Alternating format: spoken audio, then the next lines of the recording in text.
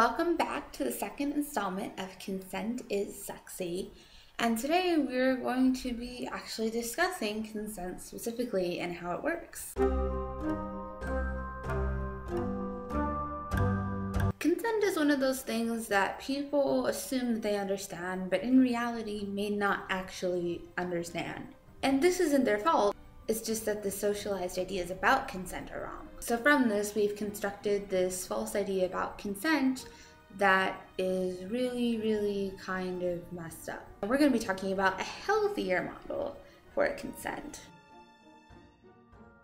So the basic definition of consent is just saying yes to some type of sexual activity, meaning that you are a willing participant.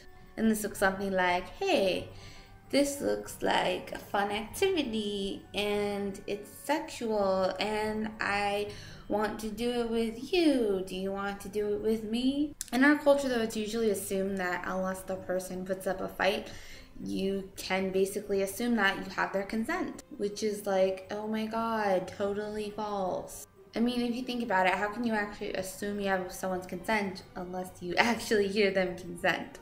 You can't, but our society says that you can't always assume that. But because you can't, we're going to be talking about how you can actually get consent. So how does consent happen? Communication!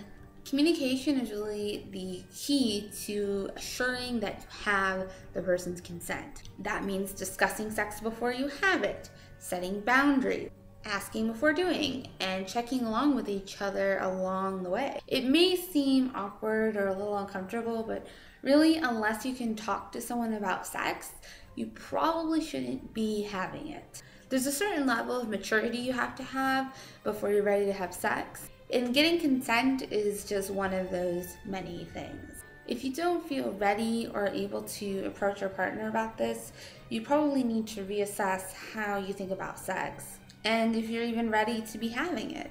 And even if you've already had sex a million times, it's okay to realize that, hey, I may actually not be ready for this. But if you do feel ready, the key here is enthusiasm. That means your partner should be jumping for joy at the thought of doing sexual things with you.